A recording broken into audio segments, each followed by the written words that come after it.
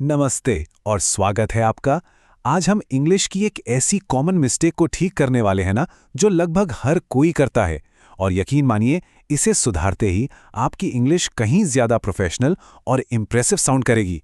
तो ये एक छोटी सी क्लास है, पर इसका इम्पैक्ट बहुत बड़ा होने वाला है। तो चलिए सीधे पॉइंट पर आते हैं। स्क्रीन पर इस सेंटेंस को देखिए, I can be able to do the work. क्या लगता है ये सही है? जरा सोचिए। ये एक ऐसी गलती है जो बहुत आम है और आज हम इसे हमेशा के लिए ठीक करना सीखने वाले हैं। ठीक है, तो ये रहा हमारा आज का प्लान। सबसे पहले हम इस कॉमन मिस्टेक को समझेंगे, फिर कैन और कुड का रूल देखेंगे, उसके बाद मे और माइट का, फिर हम कुछ एग्जाम्पल्स और उनके करेक्शंस पर नजर डालेंगे, और आखिर में एक फाइनल चेकलिस्ट होगी ताकि ये बातें हमेशा याद रहें। तो चलिए शुरू करते हैं हमारे पहले सेक्शन से। जो गलती हमने शुरू में देखी ना, उसे ग्रामर की भाषा में रिडंडेंसी कहते हैं। अब ये सुनने में भले ही कोई भारी भरकम शब्द लगे, पर इसका कॉन्सेप्ट बहुत सिंपल है। तो आखिर ये रिडंडेंसी है क्या?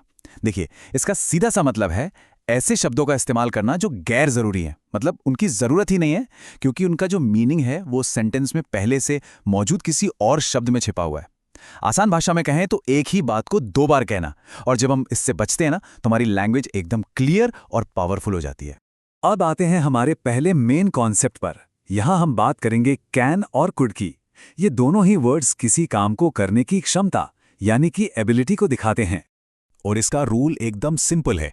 कैन या कुड के साथ कभी भी नेवर एबल या केपेबल का यूज नहीं करना है।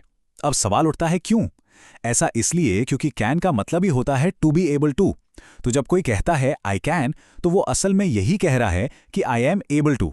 तो फिर से एबल लगाना तो मतलब एक्स्ट्रा हो गया ना, बिल्कुल अननेसेसरी। बहुत बढ़िया। चलिए अब दूसरी रूल की तरफ बढ़ते हैं, जो जुड़ा है मे और माइट से।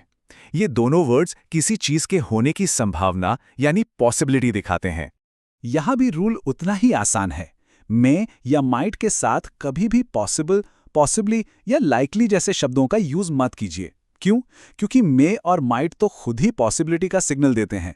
उनके साथ पॉसिबली लगाना ऐसा हो गया जैसे कहना कि शायद ये संभव है, जो सुनने में थोड़ा अजीब लगता है ना?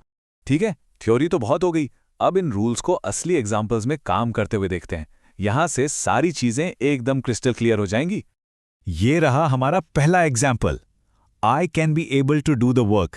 ये गलत है। जैसा हमने अभी डिस्कस किया, कैन का मतलब ही है टू बी एबल टू। तो यहां बी एबल टू पूरी तरह से एक्स्ट्रा है। बस इसे हटा दीजिए और सही सेंटेंस है I can do the work. देखिए कितना सिंपल और सीधा है। चलिए अगला एग्जाम्पल देखते हैं। The students could not be able to attend the meeting. यहां भी वही सेम मिस्टेक है। कुड जो है वो कैन का पास्ट फॉर्म है, और वो भी अबिलिटी ही दिखाता है। तो यहां भी बी एबल टू की कोई जरूरत नहीं है।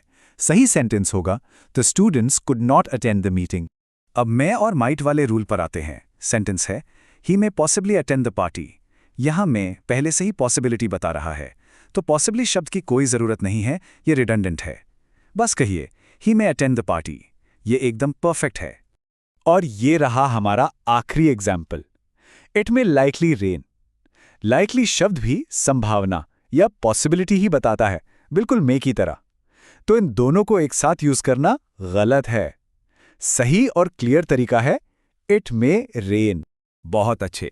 अब जब हमने सब कुछ समझ लिया है, तो चलिए एक छोटी सी चेकलिस्ट के साथ एक क्विक रिवीजन कर लेते हैं, ताकि ये रूल्स हमेशा के लिए याद हो जाएं। तो इस पूरे डिस्कशन का निचोड़ यही है। बस ये दो सिंपल रूल्स याद रखने हैं। पहला, कैन या कुड के साथ एबल या केपेबल का इस्तेमाल नहीं करना है, और दूसरा, मे या माइट के साथ पॉसिबल या लाइकली का इस्तेमाल नहीं करना है। बोलने या लिखने से पहले बस एक सेकंड के लिए मन में ये चेक कर लेना है। और बस हो गया। देखिए, इंग्लिश में मास्टरी एक एक कदम बढ़ाकर ही होती है। आज इस एक रूल को सही कर लेना इस सफर में एक बहुत बड़ा और जरूरी कदम है। इसकी प्रैक्टिस कीजिए और आप खुद अपने इंग्लिश में एक नया कॉन्फिडेंस महसूस करेंगे।